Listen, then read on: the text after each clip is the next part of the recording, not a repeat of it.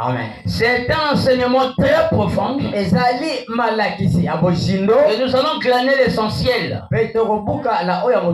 Amen. Amen. Nous allons prendre le prophète ici. Dans la brochure, la demeure future de l'époux céleste. Awa na efondelo ya mobali ya libala et de l'épouse terrestre. Je suis au paragraphe 373. Ceci puisque c'est comme ça. Bon, oyo ezali ne boye. Ça correspondrait exactement au signe d'Enoch.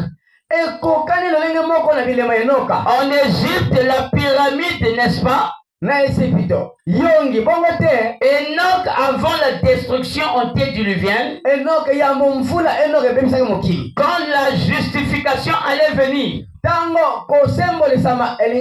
il a produit un signe. Et dans cette pyramide, il y avait 7 marches qui mènent à la chambre du roi. Remarquez bien sur la 7e marche. Si jamais vous avez étudié les dimensions de la pyramide, ceux qui s'avancent pour prendre celui qui arrive et l'introduire auprès du roi. Remarquez bien à qui appartient le poste qui se trouve là. Et vous verrez dans quel jour vous vivez. Dans la pyramide. Oh, le prophète ici est en train de nous parler sur les 7 marches. Oh, les 7 marches, c'est en rapport avec la stature de l'homme parfait. C'est ce que nous voyons sur la pyramide. Lorsqu'on va finir l'église, on va dessiner ça sur le mur ou quelque part. Amen. Amen. Et cette pyramide-là, cela a 7 marches pour chaque plateforme. Et dans chaque plateforme, nous avons la 7e marche. Et c'est la 7e marche qui nous inclut dans la chambre du roi. Or, la 7e marche, vous allez trouver un messager qui prend l'adorateur pour l'introduire dans la chambre du roi. Gravir les 7 marches, c'est ce que nous appelons par l'ascension. L'ascension aussi est liée à une fête. C'est la fête du Seigneur. Lorsqu'il était transcenté, il était monté au ciel. C'est ce qu'on appelle l'ascension. L'ascension signifie monter.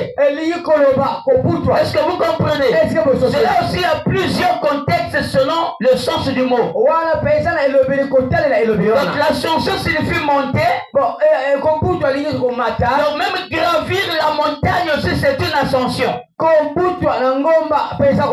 voyez que c'est lié à ce que nous sommes en train de parler. Donc le mot ascension peut avoir plusieurs sens. Selon le contexte, l'ascension c'est la montée. Ou on peut dire encore l'enlèvement. C'est une ascension.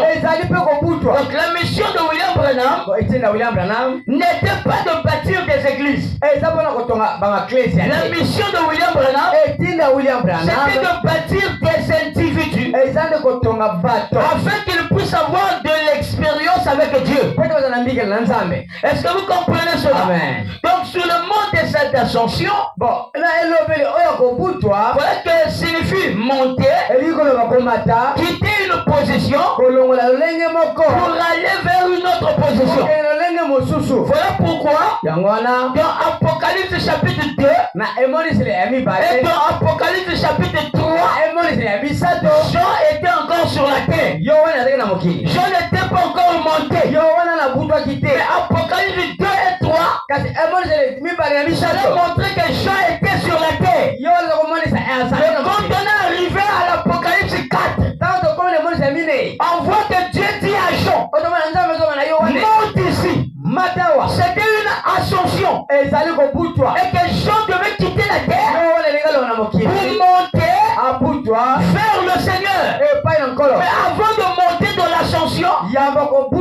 Jean avait d'abord vu une porte, le ciel ouvert.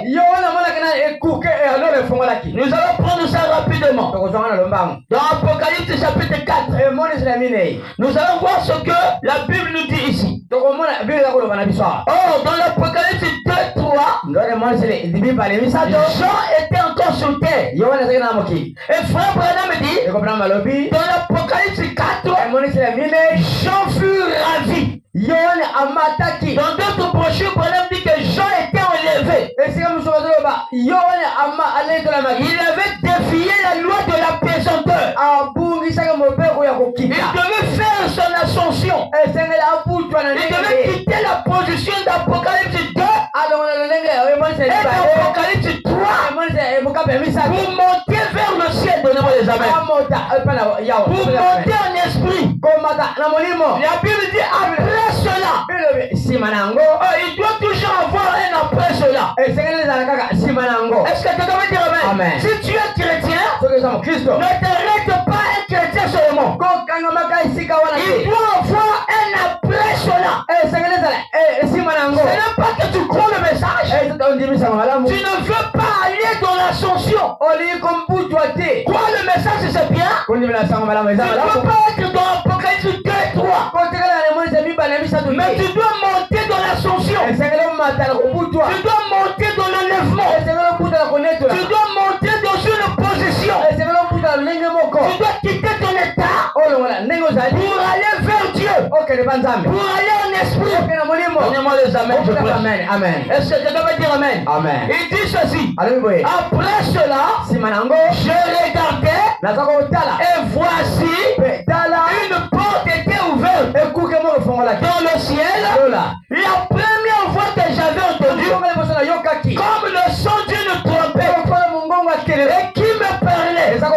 J'ai Dieu, il dit, monte ici et je te ferai voir ce qui doit arriver dans la suite. Donc Jean, avant de monter, il avait déjà vu la porte ouverte et il a entendu le son de la trompette qui lui a dit Jean, monte ici.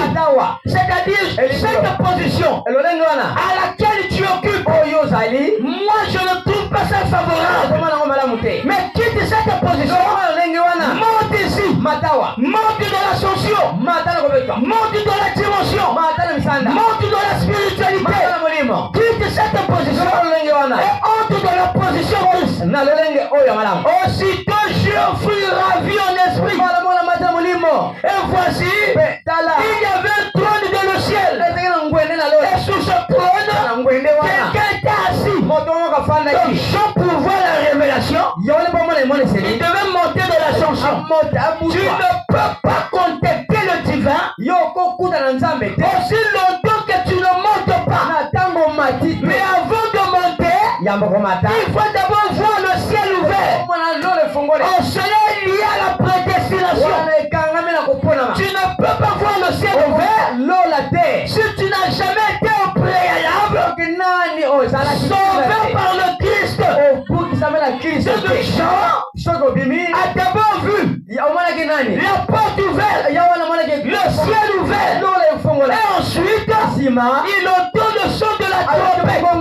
Oh, la trompette c'est un message. Et Dieu dit à Jean, monte ici, quitte cette position, monte ici, monte dans la prospérité, monte ici, quitte dans cette position, car cette position n'est pas la porte.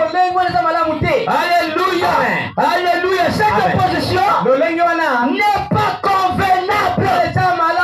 Cette position à laquelle tu occupes, Dieu n'aime pas ça. Mais Dieu a besoin que tu perces les firmaments. Dieu a besoin que tu quittes ta position actuelle. Cette position, elle est défavorable chez Dieu. Mais Dieu a dit à Jean, Quitte cette position. Je te défie la paix sur terre. Monte ici. Donnez-moi la main de Pierre. Quitte cette position. Monte ici. Alléluia. Amen. Il devait monter. Pour aller où? Pour aller rencontrer le divin. Même la prière. Tu ne peux pas prier dans la chair. Donnez-moi les amens. Amen. Tu ne peux pas prier dans la chair. Ne regardez pas le nombre qui ne compte pas. C'est la parole qui compte pour nous. Est-ce que vous m'entendez très bien? Amen. Il devait quitter cette position. Il devait monter. Il devait percer. Et c'est que je veux dire amen. Il devait quitter cette position pour arriver quelque part. Voilà pourquoi Dieu lui a dit, monte ici, Jean. Voilà pourquoi dans la prière, on ne prie pas dans la chair. Quand tu es charnel, tu ne peux pas contacter les choses spirituelles. La prière n'est pas dans la chair. La prière, c'est une dimension. Il faut quitter cette dimension, monter dans l'ascension. Et c'est que je veux dire amen. Mais la Bible dit ici que Esther, elle n'était pas Esther. Parce que Esther, c'est le nom. Alléluia. Amen. Esther n'est pas un nom hébreu. Mais Esther, c'est un nom. C'est un nom perse. Le nom de divinité des Perses. Donc, Esther, son vrai nom de famille, c'est Adassa. Est-ce que vous me suivez très bien? Son vrai nom de famille, c'est Adassa. Et Adassa veut dire la myrrhe. La myrrhe, une plante. Amen. Donc Adassa veut dire la myrrhe. C'est cette plante qu'on fait sortir de l'huile. On appelle ça la myrrhe. Et nous voyons très bien que la myrrhe était apportée lorsque Jésus était né dans une étable. Il y avait eu 3 mages qui avaient apporté la myrrhe, l'encens, et ce que je veux dire amen. Ils avaient apporté les 3 choses. Alléluia. Amen. La myrrhe, l'encens de l'or. Alléluia. Amen. Et cette myrrhe-là, c'est une plante que si vous l'écrasez, il y aura la présence de l'huile qui va sortir de cette plante. Donc le nom d'Adassa signifie la myrrhe ou l'huile. Est-ce que vous comprenez ça? Et vous devez savoir une chose, que Adassa dans sa famille, elle était orpheline. Mais c'était la volonté parfaite de Dieu. Parce que si elle n'était pas orpheline, elle ne pouvait pas être à la disposition de Mardoché. Alléluia. Or Mardoché était un gardien de la cour suprême. Et pendant ce temps, il y avait une reine qui s'appelait Vasti. Je veux entendre les amens, j'aime prêcher dans le calme. Et cette reine s'appelait Vasti. Et Vasti avait désobéi. Et le roi avait pris la décision de rompre avec Vasti afin qu'on puisse décréter une loi cherchant des filles vierges pour remplacer la reine Vasti. Oh, la reine Vasti, c'est le monde. Le bien que vous voyez là, ça c'est la reine Vasti. Et une fois Adassa puisse quitter au nom d'Adassa pour devenir la reine Esther. Adassa, alléluia. Amen. Adassa n'a pas de valeur. Adassa n'a pas de succès. Adassa n'a pas d'évolution. Adassa c'est une orpheline. Adassa n'a pas de progrès. Adassa est pauvre. Le nom d'Adassa ne pouvait pas prendre l'autorité dans la Cour suprême. Il fallait que la reine vacille, puisse être écartée, et on puisse décréter, afin qu'on puisse prendre les filles vierges qui est un nombre de 7. Esther était la 7e. Alléluia. Amen. Adassa, pardon. Adassa était la 7e. Avec son nom de famille qui s'appelait Adassa. Dans cette position, Adassa était pauvre. Elle était méconnue. Elle n'avait pas de succès. Si tu connais Esther, Esther n'est pas Adassa. Adassa, c'est un autre personnage. Esther aussi, c'est une autre. Mais son vrai nom, c'est Adassa. Mais quand il occupe la place d'Esther, elle devient la reine du roi. Adassa, c'est encore une jeune fille de la maison. Une jeune fille qui n'a pas d'autorité. Une jeune fille qui peut être contrôlée. Mais le jour-là, on les a récupérés. Elle était sélectionnée parmi les filles. Alléluia. Amen. Oh, le roi ne peut pas recevoir des filles vierges. Ils étaient vierges. Elle ne connaissait pas des hommes. Mais Esther était sélectionnée parmi ces filles-là. Et la Bible déclare qu'ils devaient partir dans la chambre des femmes. Autrement, on peut appeler ça la chambre des vierges.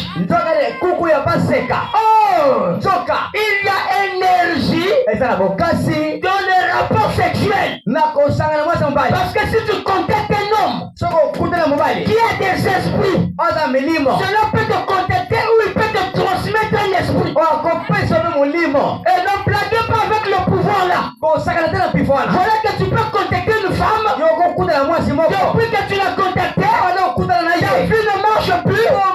Les choses ne fonctionnent plus. Parce que c'est le monde des entités. Parce que vous ne connaissez pas cette jeune fille là en profondeur. Vous ne connaissez pas ce jeune homme là en profondeur. Quand vous vous croisez, on appelle ça la proximité des deux esprits, des deux familles qui sont en train de se joindre. Quand vous passez à l'acte, nos corps a aussi des énergies. Nos corps a aussi des étoiles. Une étoile peut être obscurcie. Depuis que tu as connu cette fille, avant tu progressais, avant tu allais de l'avant, avant ça marchait. Depuis que tu l'as connu, plus rien ne marche. Tu n'arrives pas à te comprendre. L'étoile est déjà à terre. Parce que ce monde-là, c'est un monde spirituel. Ne vois pas le plaisir. J'ai beaucoup de femmes. J'ai beaucoup de filles. Ce sont le monde des esprits. Et le roi Cyrus, il connaissait ça. Il ne pouvait pas accepter qu'une fille quitte sa maison directement de la maison du roi pour peur de détruire son royaume. Parce que s'il ne connaît pas l'esprit de cette jeune fille, cette jeune fille a aussi des esprits de famille. Vous ne pouvez pas les écarter. Chaque personne sur la terre a des entités. Et les esprits vont continuer à suivre ces gens-là. Et le roi savait que ces femmes-là, même s'ils étaient vierges, ils avaient des entités. Ils devaient d'abord passer dans la chambre des femmes. Et la Bible déclare il y avait deux eunuques qui devaient prendre soin de ces femmes-là. Et parmi ces eunuques-là, il y avait l'eunuque Gaï qui prenait soin de Esther.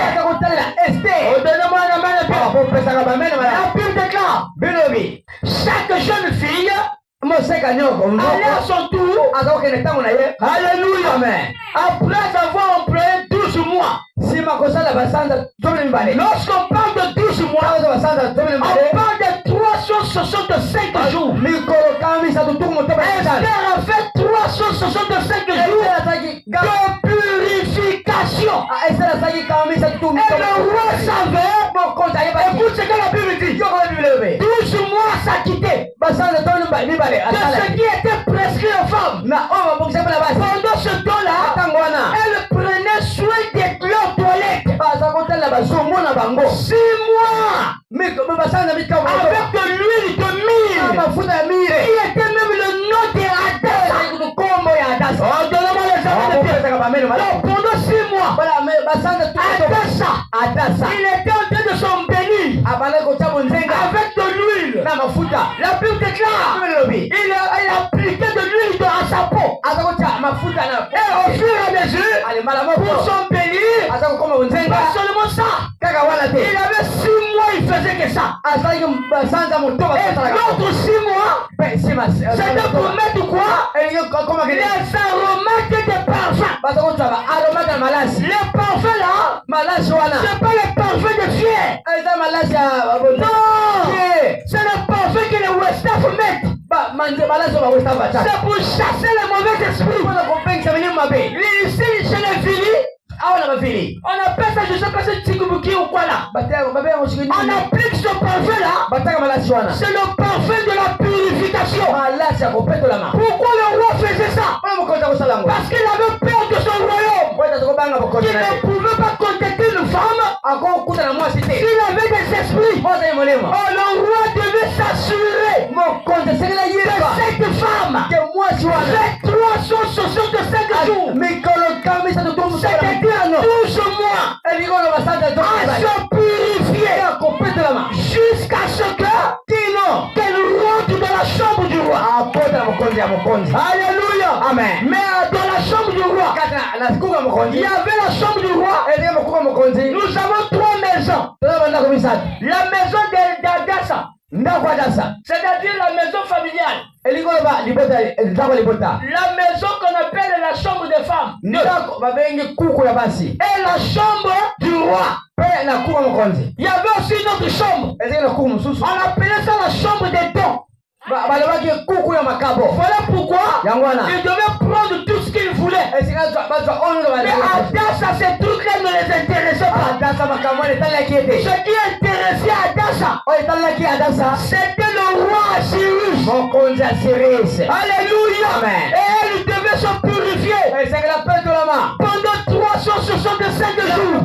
Je peux entendre l'amen. Le chiffre 365 jours. Là, nous rentrons dans les mathématiques de Dieu.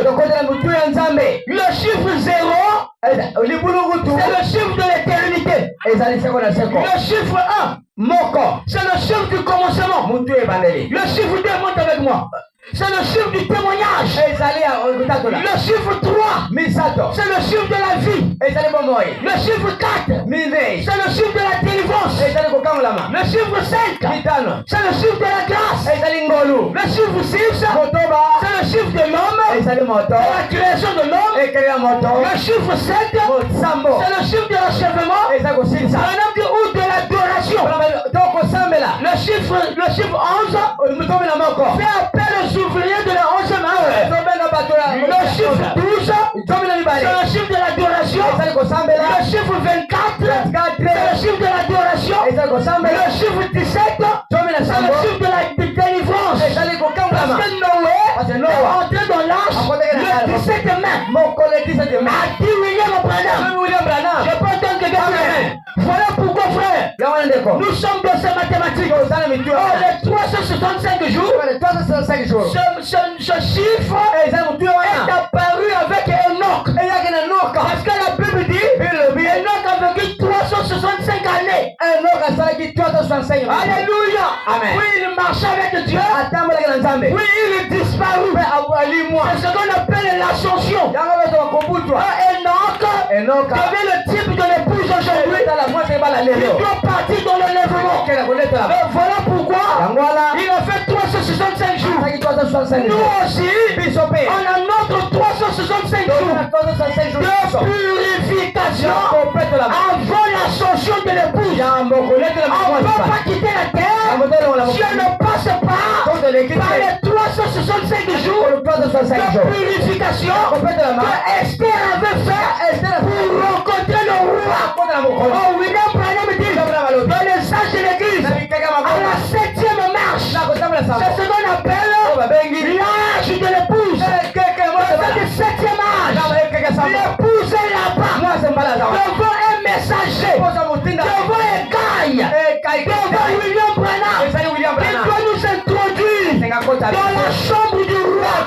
Mais là-bas, on ne peut pas rentrer sans passer par la chambre des femmes. Il faut la purification. Tu ne peux pas le ciel dans le péché. Tu ne peux pas le ciel dans les magouilles. Tu ne peux pas le ciel dans les choses qui sont contraires à la parole. Si tu ne vis pas la parole, le ciel ne t'appartient pas. Parce que le 7e messager reçoit la reine pour s'introniser dans la chambre du roi. Amen.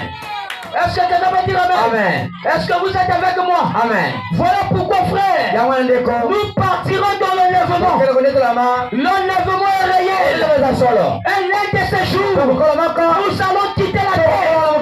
Voilà pourquoi, frère, quand Jean arrive dans Apocalypse 4, Dieu a dit à Jean, monte ici. Ce soir, toi aussi tu dois monter. Monter au-dessus du péché. Monter au-dessus de tes problèmes. Tu ne peux pas devenir riche si tu ne fais pas l'ascension. La richesse n'est pas un domaine naturel. Et la richesse, elle est spirituelle. Il faut d'abord croire que la chose va arriver. Quand la chose arrive, il faut attendre. Il faut se purifier pendant 365 jours. Oh, le prophète dit ceci. Notre vie doit entrer dans le cycle des ascensions. Le cycle des ascensions, c'est ça la clé. Quand quelqu'un n'a pas ça, tu vas être comme Johnny le corbeau, qui est attaché au malgré qu'on l'a libéré. Et lui, il pensait qu'il était toujours attaché. Tu peux être libre, mais toujours attaché. Ces choses qu'on prêche, les autres ne prêchent pas ça. Ça ne veut pas dire que nous sommes plus que eux. Non, non, non. Mais c'est la grâce. Là, il faut même des cas. Jésus avait 5000 personnes.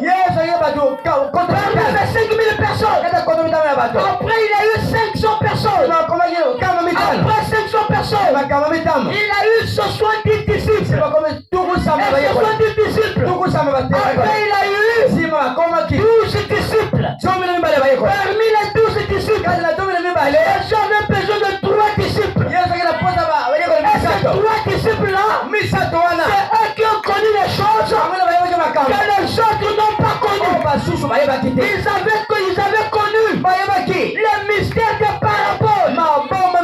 Ils connaissaient chaque paradigme. Je peux entendre la main. Ils connaissaient cela. Mais quand Jésus est parti sur la montagne de la transfiguration, il a eu besoin de 3 apôtres. C'était Jean. Alléluia. Amen. Alléluia. Amen. C'était Jean et Thiago. C'était Pierre et Thiago. Il y avait Jacques. Voilà les 3 apôtres. Pierre, Jean, Jacques. Qui étaient sur la montagne. Ils ont vu la gloire de l'Éternel. Mais les autres apôtres, ils n'ont pas vu ça. Les autres apôtres, ils n'ont pas entré dans la chambre du roi. Mais il fallait Pierre. Il fallait Jacques. Il fallait Jean. Les 3 témoins sur la montagne.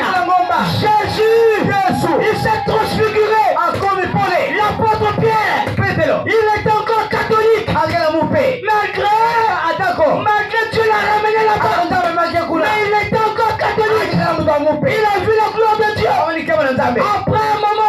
ntango moko L'apôtre Pierre dit, petelo alobi on doit faire